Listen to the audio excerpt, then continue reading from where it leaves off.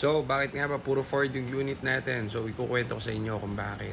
So, nag-focus tayo sa Ford units kasi Ford ang pinakamadaling gawin na unit. Kaya lang iba, mahirap gawin pero hindi. Advance kasi ang Ford. So, alpakan mo ng OBD yan, alam na natin sira niyan. So, tandaan nyo, hindi kami mechanic.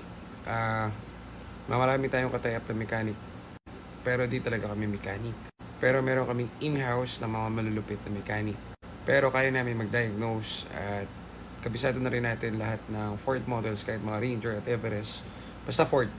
So ba tayo nag-focus ngayon dito at gumawa tayo ng showroom more on Ford? Kasi guys, pag dumadami ang unit nyo, kunwari buy and sell ka ng kotse, no? Hindi ka po pwedeng maging jack of all trades. So hindi pwedeng lahat ng model ng kotse, lahat ng brand. Kunwari meron kang 50 pieces ng kotse. Lahat ng brands, lahat ng model, lahat ng year. Ang dami nun. Hindi pwedeng lahat master mo yun. Malabo yun. So maraming buy and sell na syempre ang gusto lang profit. So kunwari nakabili ka, kunwari ako buy and sell, nakabili ako kunwari ng gantong kotse. Kikita ako ng malaki. So ibibenta ko kahit hindi ko alam tong kotse na to. Hindi ko kabisado or basta alam ko na tumatakbo tapos malaki yung kikitain ko. So pwede ko ibenta. So pag nabili na to nung buyer, yung buyer, itong binibenta kong kotse na to, na winner, second hand yan eh. So, after magpirmahan, wala na yan. Wala namang warranty yung second hand na kotse.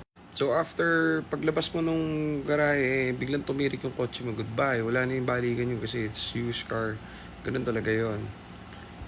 Ngayon, dahil hindi ko naman din alam yung binenta ko na yan at gusto ko lang din kumita, hindi ko alam yung brand na yan, hindi ko alam paano gawin yan, hindi ko alam kung saan mo dadalhin yan. Ang sasabihin ko lang sa iyo paggawa mo. Ewan ko kanina, basta paggawa mo. Kasi pati ako, wala rin ako idea dyan sa model niyan. Kumbaga, hindi ko naman ma-master lahat ng kotse. Kaya, nag-master tayo ng isang brand lang at alam natin gawin na kotse effort lang. So, dyan lang tayo nag-stick. Para elsewhere, kahit na after a year, kapag yung client na bumili sa amin, tumawag, may nararamdaman akong ganito. Kahit sa phone lang dahil every nuts and bolts nga yan, kabisado natin, sasabihin natin, pwede natin silang tulungan sa ganito, ito gagawin mo, ito papalitan mo, ito diagnose mo, dito mo dadalhin. Kasi kabisado natin. And hindi tayo jack of all trades, the master of none. Kaya nag-focus lang tayo sa ganitong brand kasi alam natin gawin kahit ano mangyari sa kotse. Kasi love natin yung mga client. Di natin yan iiwanan sa ere kapag nakabili sila ng kotse sa atin. Kaya nga bago pa nila bilhin, pine-prepare na yung kotse, nire-repair na. Kasi lahat naman na mabibili mo sa market, malabo yung makakita na untouched yung makina, untouched yung ganito, untouched yung ganyan. Mas delikado pang bumili nun guys kasi kung untouched yan, hindi pa nagagalaw at naswertihan ka, edi sa'yo pa masisira. So bumili ka ng gawa na. Okay? So yan. Yan ang dahilan kung ba't nag-focus lang tayo sa Ford. Kasi, yung after sales namin ay importante. Pwede kaming magbenta ng ibang variety ng brand ng kotse or model. Pero hindi naman natin mamamaster lahat ng model ng kotse. Napakahirap po nun. Also, yung mechanic nun, kung different brand ang ibebenta mo, ang showroom ay different brand, iba-ibang kotse, iba-ibang model, iba-iba rin ang mechanic nun. Ang hirap po nun. Pero nga, kung greediness ka nga at gusto ko lang kumita at mag-profit, pwede naman. Wala namang problema doon. Yun nga lang, hindi ko alam yung tinitinda ko. So, di ba? Mas maganda kung yung product mo alam mo at kabisado mo. Parang kunwari in layman's term, taho. Kunwari yung product taho. So, taho lang naman yun. Nag-iisang taho lang na product yun. Paano kung pasukan mo yan ng ibang product? Kunwari yung nagtataho, nakita ko. Sabi ko, brother taho, mang taho.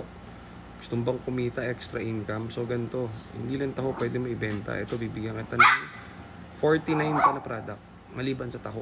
Binigyan ko ngayon ng ano nung gamot. Kunwari, binigyan ko ng Robus. Binigyan ko ng Robus si Manong Taho.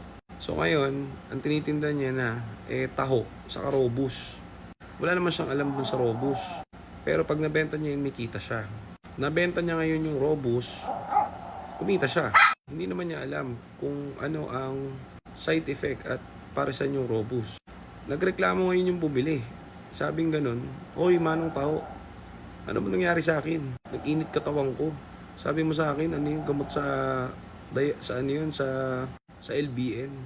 So si Manong Taho, wala na siyang matutulong doon. Sabihin ni Manong Taho sa'yo, punta ka hospital, pa-check up ka. Well, so parang ganun. Kaya minaster natin, kumbaga, yung alam lang natin na brand, kaya rin natin gawin.